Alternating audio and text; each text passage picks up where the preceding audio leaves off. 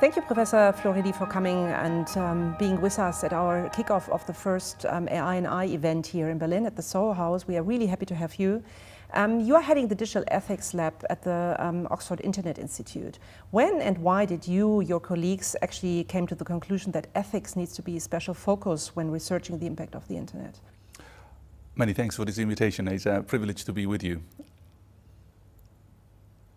In academia, we try to anticipate time. That's called research. If you read it in The Economist, that's no longer research. It's interesting facts. So we, quite early in the sort of new wave of digital revolution, namely the internet, quite early we came to the conclusion that it was going to be deeply transformative. The realization was, we're talking about late 80s, early 90s, was that this was not, and maybe that's the only point important to grasp, was not going to be just a communication revolution like many others. In those days, people were talking about the ethical impact of a new medium, but I had the impression, I was much younger than now, but I had the impression that it was actually a new environment. That's an important difference. It's one thing to have something more like the TV or the radio and so on. It's another thing is to have a space where people spend time. And we don't live on the radio, on TV, but we live online. So that was the beginning. And it's pretty much something like almost, my goodness, almost 30 years ago. All right. And meanwhile, you came to the conclusion in our lovely publication where Alexander Görlach interviewed you that the digital economy will dominate our life. And I was asking myself, isn't it actually dominating our lives already? What did you mean exactly? Yes, that sentence is something that I'm not particularly proud of because, of course, everybody knows that the digital dominates our economy. I think that there are a couple of points that might be a little bit more interesting to understand why that sentence in particular. One is reconsidering what that exactly means. In the past, we thought, once again, coming from a different perspective, that we were going to replace atoms with bits. I don't know if the people who are with us listening remember. That's not the case. It was not the case at the time. I was skeptical at the time. I am even more skeptical today. We have produced more paper in recent years than ever before. We travel much more than ever before. The truth is that a digital economy is there to support, exploit, leverage what the analog world is already doing. So instead of thinking, oh, we will not have, for example, things, but we'll have virtual objects, the truth is that the digital economy will enable us to do more with less and to do things that otherwise would be impossible.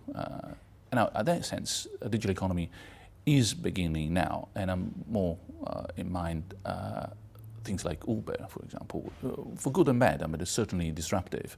We do speak of Uberization of business and similar other phenomena. In that sense, I think this is the first point. A digital economy will be even more transformative than we have seen so far. The second point, if I may, is that a digital economy does not have to be linked to consumerism. I think we thought in the past that it was to be more of the same, produce things that we will consume. But digital economy, precisely because it enables us to do more with less, may also be a great force to join the green revolution and therefore a capitalist view of profit that doesn't have to be based on consuming the world but taking care of the world. And I think the digital there can help a lot. Yeah, indeed, it's a great potential that we haven't even tapped into yet, I think, right? Let's take a closer look at a particular part of the digital economy, but also society, at artificial intelligence, which will be the focus area of our event tonight.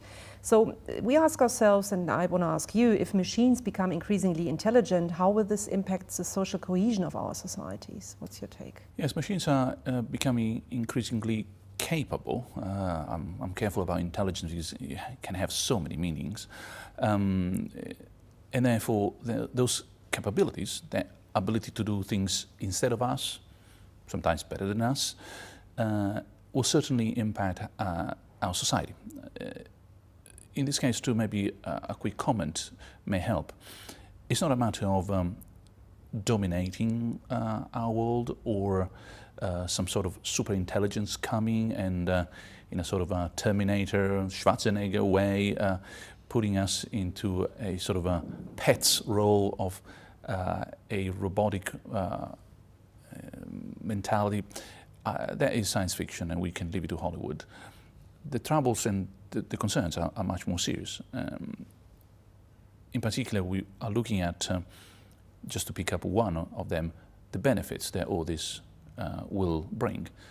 They will be enormous. Will they be also fairly distributed? Now, in terms of cohesion of a society, we're already seeing that our society has been polarized. If we could make sure that the arrival of AI brings widespread benefit to everybody, well, then we would be doing a better job than we're doing at the moment. Part of your work includes the modeling of human behavior. Can artificial intelligence finally help humans to better understand themselves and to better focus on the common good, as you pointed out? I think so. Partly it has already done that. We have conceived ourselves as uniquely gifted when it comes to playing chess, parking a car, flying an airplane. We know that these things can be done differently, but equally successfully, or even more successfully, by other means, which is a way of rethinking who we are.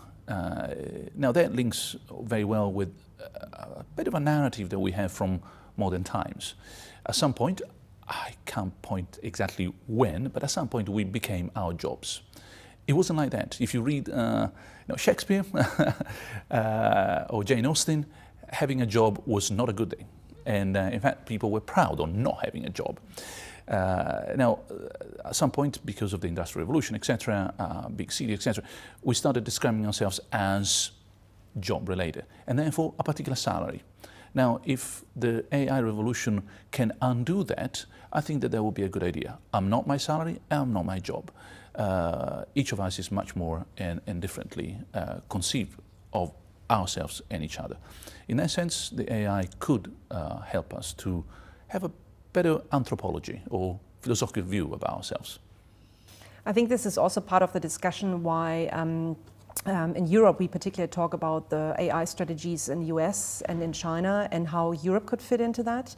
And we see very different attitudes towards technology. Americans and also Chinese citizens seems to be much more affirmative when it comes to new technologies like artificial intelligence, and Europeans tend to be much more skeptical. So, and you said in this context, in the interview with Alexander Görlach, we Europeans cannot allow ourselves to think in a utopian way.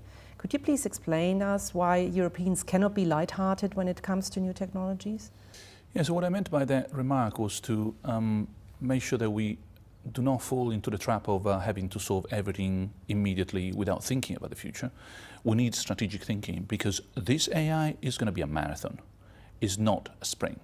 And the people who will win the marathon are the ones who can pace themselves properly. And that's why we need an ethical framework. That's why Europe is well positioned for the marathon. At the same time, thinking too much in the blue sky, in a way detached from the real world, as if it didn't matter, for example, to invest seriously in AI, to have the skills in the right stage of development of a population, to unify efforts, to have a European project. Now that is not utopian, that's concrete. So by using the word utopian, I meant let's be realistically forward-looking. The forward-looking provides the strategy, the realism provides the anchoring. In this sense, I think we are better positioned than anyone else in the world. Yeah, let's hope that we take on this recommendation and that European governments came to the conclusion what a third European way could be on realizing the potential of AI. So last but not least, this is a question which we are asking all of our speakers today. There is the public concerns regarding AI are nurtured by the discussion on singularity very much, not just on the impact of jobs. What's your view? Will machines be ruling the world in 10, 15, 100 years? What do you think? If I may be politically incorrect, the public is concerned about migrants, about singularity, and other fanciful things that would never happen and are not a problem. Shame on those who have actually made this real issues when they are not. It's not the other, whether a human being or a machine, the problem. is what we do with the resources and the opportunities we have today, which are enormous. So not in 10, not in 100, not in 1,000 years. When I have to remind people, oh, well then, is it impossible? Of course not. But it's unlikely as myself winning the lottery every time I buy the ticket. Possible? Maybe. Something I bank on? I don't think so. Great, thank you very much. Very interesting thoughts.